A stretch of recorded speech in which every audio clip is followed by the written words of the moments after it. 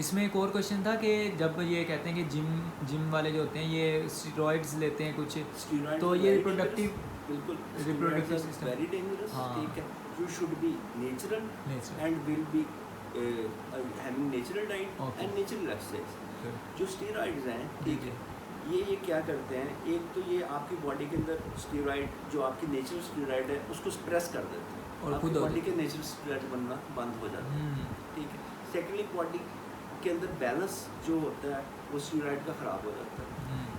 इससे होता है कि वो आपकी हड्डियों को कमज़ोर करना शुरू कर देता है। जो हड्डियों के अंदर विटामिन डी है, स्टीरॉइड उसको बाहर निकाल के ब्लड के अंदर ले आता है।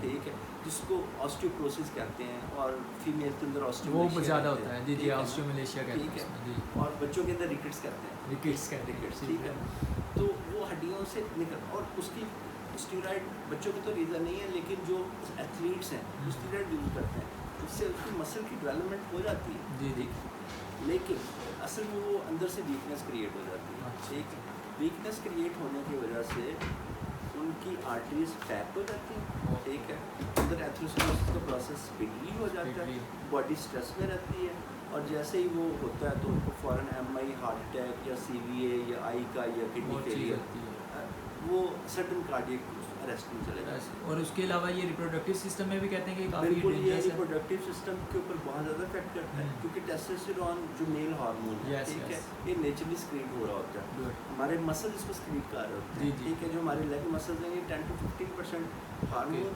टेस्टोस्टेरोन ये Testosterone स्क्रीन करते करते हैं। ठीक है, और जो बाकी हार्मोन है वो हमारे टेस्टिस और वहाँ से स्क्रीन हाँ, होता है। जी, जी। ठीक है, जीएनआरएच हमारे पिट्यूटरी सिस्टम के ऊपर होता है, हाइपोथैलेमस में होता जी, है। जी। गोनेडोट्रोफिन रिलीजिंग हार्मोन वो ऑर्डर देता है कि अभी गोनेड्स को हार्मोन की जरूरत है, तो फिर वो बॉडी उतना हार्मोन बनाने शुरू कर देती है। जब हम बाहर से हार्मोन लेना शुरू करते हैं तो वो स्प्रेस हो जाते हैं।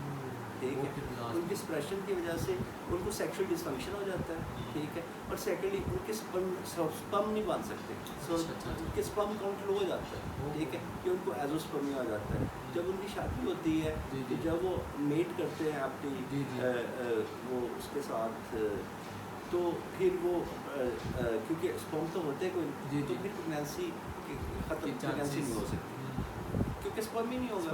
जब स्पर्म ही नहीं है, ओवम है, तो जाइगोट नहीं बनेगा, तो फर्टिलाइज जाइगोट नहीं बनेगा तो प्रेगनेंसी नहीं होगा।